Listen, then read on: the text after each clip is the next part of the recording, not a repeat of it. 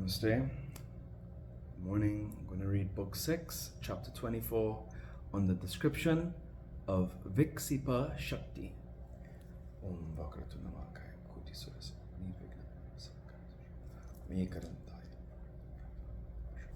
Om Gam Gamte Om Gam Gamte Om Guru Brahma Guru Vishnu Guru Vishnu Sakshi Yadi Sarvati Shakti Om Namo Namo Mata Vidya Pradani Mata Saraswati Namo Namo Amala Kalyani Mata Saraswati Namaste Om Ham Sam Se Param Se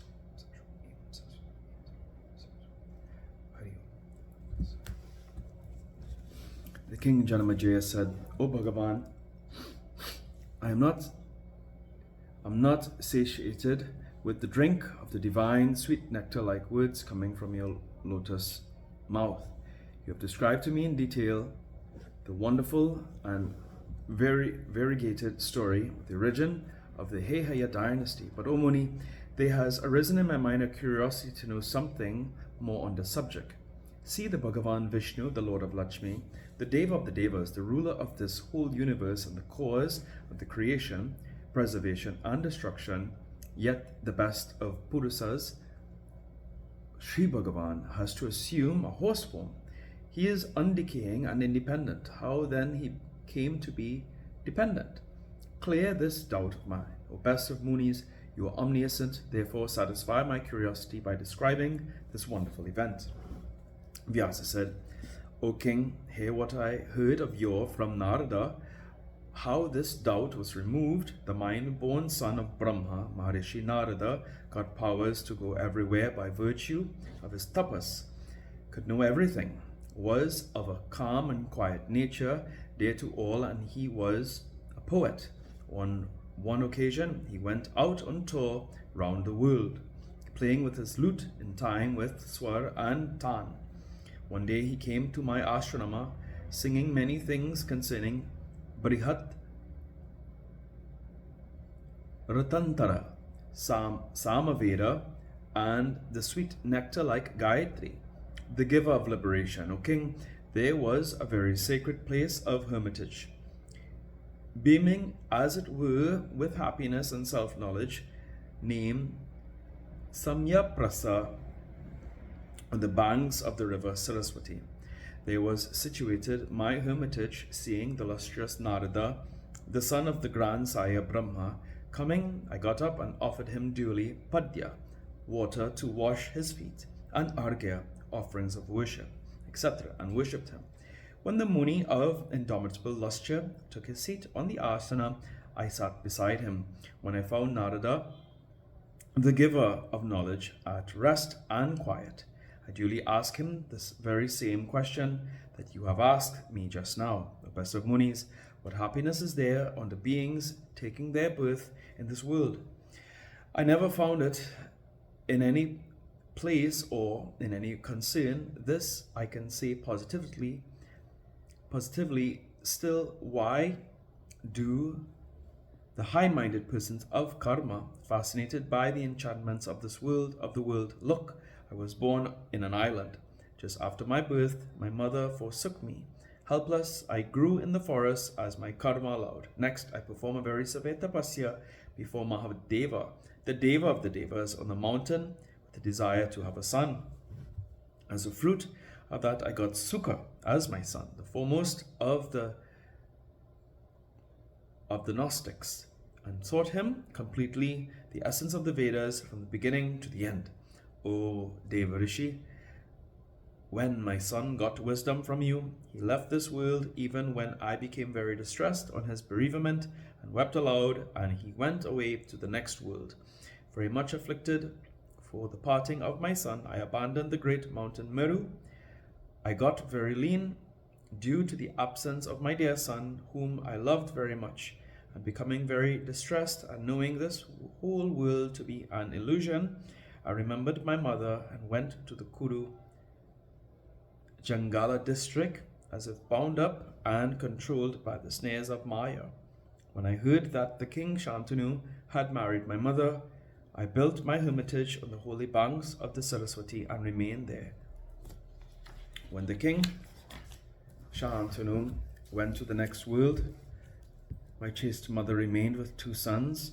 At that time, Bhishma looked after their sustenance and maintained them. The intelligent Ganga's son, Bhishma Deva, installed Chitragada on the throne. A short while after this, Chitragada too, looking like a second Cupid and extremely lovely, went to the jaws of death. The mother, Satyavati, was drowned in the sorrows for his son Chitrangada and began to weep for him. O king, knowing my mother in that sorrowful condition, I went to her. Bhishma and I consoled her with hopeful words. Bhishma Deva was averse to marrying and then becoming a king, and therefore installed again the younger brother, the powerful Vichitravirya, on the throne. O king, Bhishma defeated by his own prowess the kings and brought the 2 daughters of the king Kashiraj and handed them over to Satyavati, so that she might give them over to Vichitravirya. Then on an auspicious day and in an auspicious Lagna moment, when the marriage ceremony of my brother Vichitravirya was performed, I became glad. My brother, a good archer, was shortly afterwards attacked with consumption, and thus he died without any issue. At this my mother became very sad and dejected. Seeing the husband dead, the 2 daughters of Kasiraja became ready to preserve their religion of chastity, and said to their mother-in-law, sorrowful and weeping, we too shall accompany our husbands and become sati, i.e., be burnt up with our husbands. Devi, we will go to the heavens with your son. We, the 2 sisters united, will enjoy with him in the Nandana garden. The mother was very much attached to them, and with the permission of Bhishma Deva, very affectionately made them desist from the great attempt. When all the funeral obsequies of Vichitravirya were over, my mother consulted with Bhishma and remembered me in Hastina Nagara. As soon as she remembered me, immediately I knew her mental feelings and hurriedly came to Hastina Nagara, and, with my head bowed, fell prostrate before her feet, and with folded hands addressed my mother, who was very much inflamed with the fire of sorrow for the death of her son. Thus, O mother, why have you called me here mentally? I see you are very much dejected. I am your servant. Order me what I can do for you. O mother, you are my greatest place of pilgrimage, and you are my highest deity. I am very anxious since I have come here. Say what you desire. Vyasa said, O best of Munis, when I said thus and waited before her, then she looked at Bhishma standing close by and said, O child, your brother died of consumption. Therefore I am very sorrowful, lest the family became extinct. O intelligent one, for the continuance of the line, then, with the permission of the Ganga's son, I have called you here today by the Samadhi Yoga. O son of Parasara, you re-established the name of Shantanu that is going now to be well nigh extinct.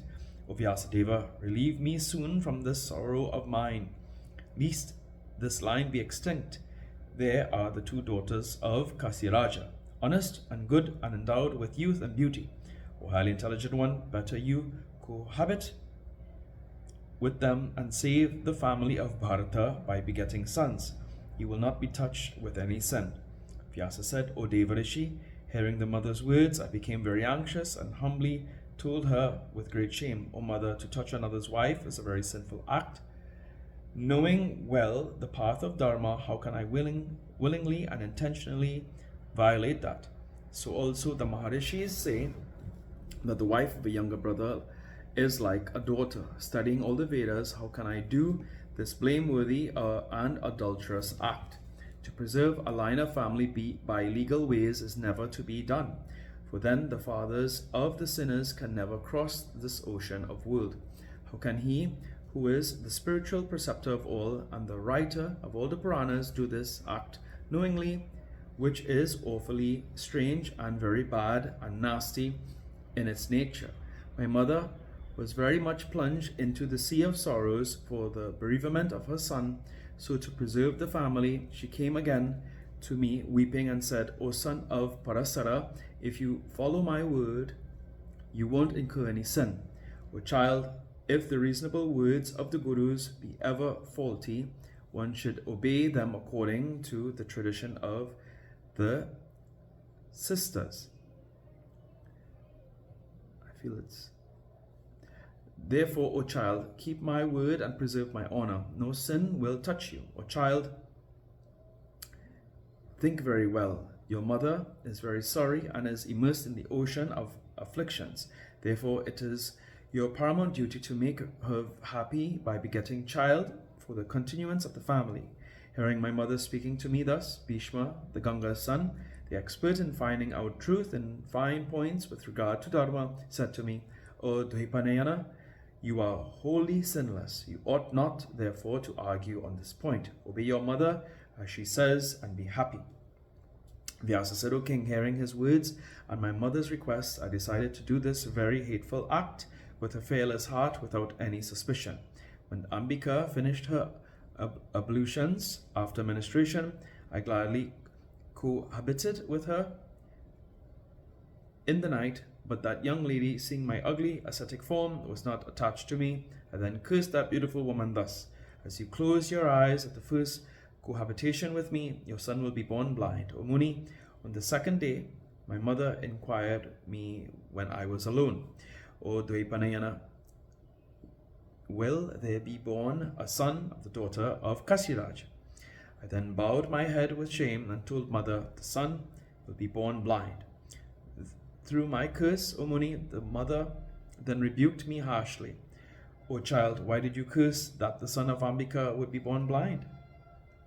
Here ends the 24th chapter in the second book on the description of Viksipa Shakti, the discourse between Vyasa and Narada in Mahapuranam, Srimad Devi Bhagavatam of 18,000 verses by Maharishi Ved Vyasa.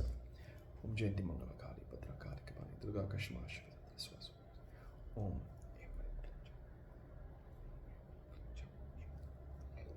Om Tuya Mata Chapita Tuya Bandhu Shachasakatu Tuya Vidya Dravinam Tumya Tuya Sarva